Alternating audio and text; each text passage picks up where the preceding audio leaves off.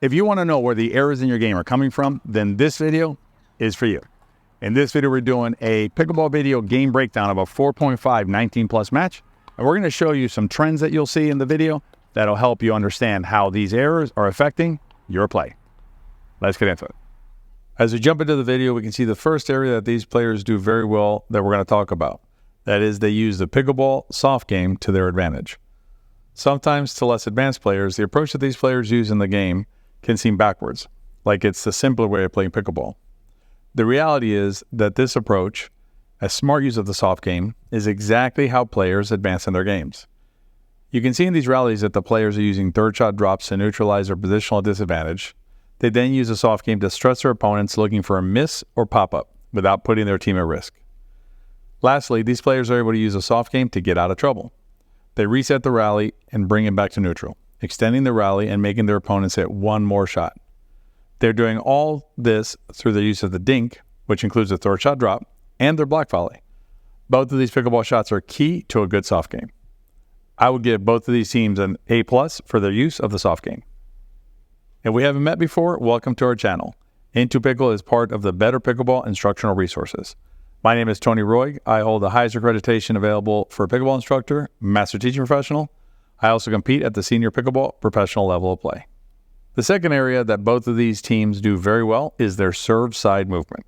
The reason this is important is because it addresses one of the most common shot sequences that happens out there on the pickleball courts. Players on the serve team feed their opponents who are up at the non-volley zone a high third shot, and bam, they get smashed. Most players think it was the high shot that got them in trouble, but they're wrong. What got them into trouble was their pickleball movement. Specifically, the players who don't know how to move properly have put their bodies in the wrong spot relative to the shot that was hit. In the rallies that we're watching here, you can see how both teams move when appropriate and stay back when appropriate. This improved movement is not a guarantee that the serve team will win the rally, and in several of these instances, you'll see them lose the rally even though their movement is good. But it increases their chances of winning the rally. On the other side of the coin, deficient pickleball movement on the serve side generally results in difficulty being able to score points. Plus, you just get smashed a lot and have lots of plastic balls hitting your body. I would give both of these teams a B in their serve side movement. Solid. What you can do with these first two good play sections is learn from them. You can add or improve the soft game as a key to you playing your best pickleball, and you can also learn a lot about your serve side movement, not just rushing in and getting slammed with balls, by watching these young players move on the court. If you're enjoying this game breakdown, make sure you click the subscribe button down below. Game breakdowns are a specialty, and you don't want to miss our next one. As we move into areas where these players could play better, I want to be clear that there is no criticism intended of any of these players.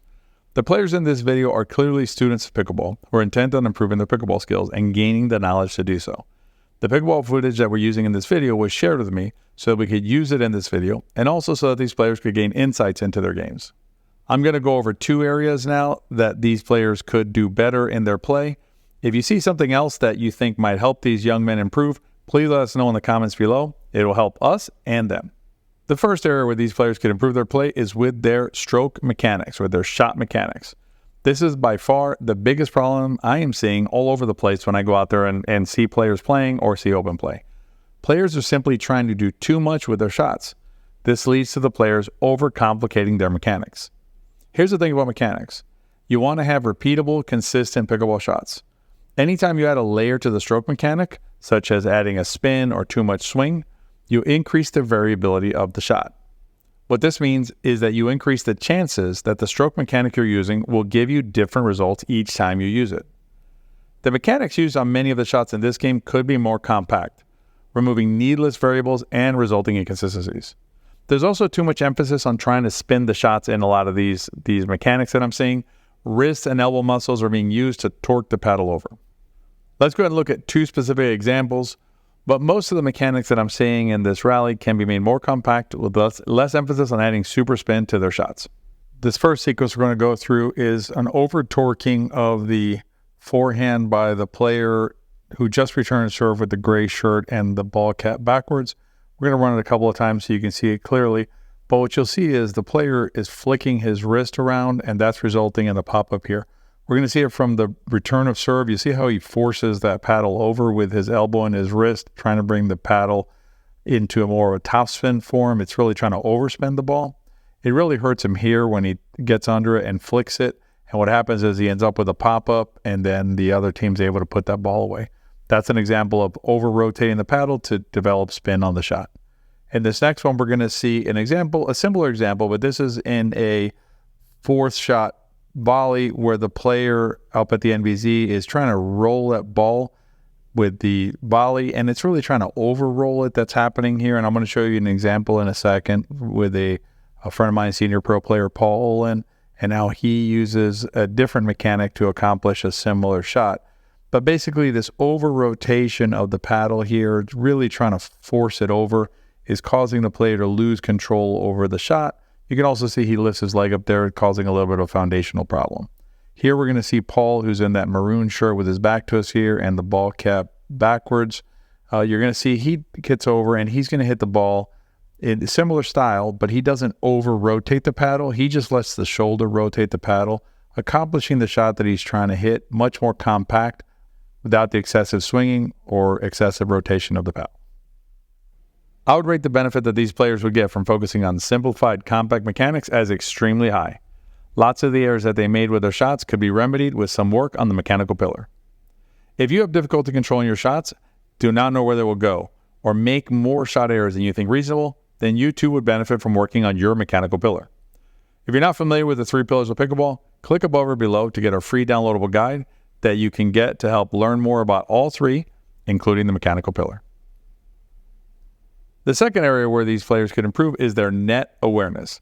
What I'm referring to here is they're opting to risk and often hit the net. We're going to put a counter here and look at the next 18 rallies. How many of these rallies do you think end with the ball landing in the net?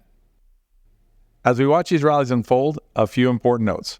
No matter what you do when you're playing, you want to clear the net.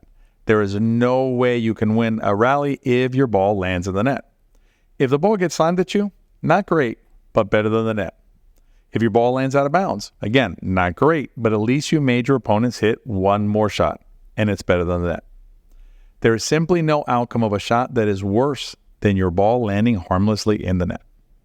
You make it so that your opponents don't have to make a decision, like letting the ball go. You also don't make them beat you by hitting a winner, because you are beating yourself. Simple as that. Whenever you watch pro pickleball players playing pickleball, they are always clearing the net with a high margin.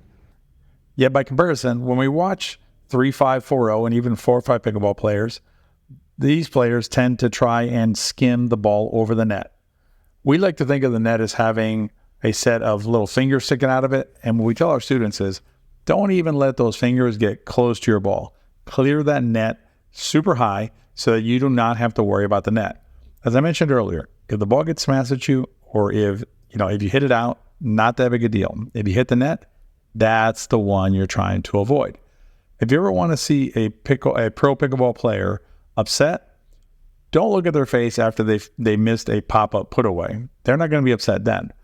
Look at their face when they take that third shot drop and dump it into the net. And you ever notice pro pickleball players, when they defend, they send the balls super high. They're not worried about getting smashed with the ball. They're worried about dropping the ball into the net. As we near the end of the 18 rally countdown, I want to give props to these young players. They're out there competing, battling, but they're still smiling and tapping paddles. That's awesome to see.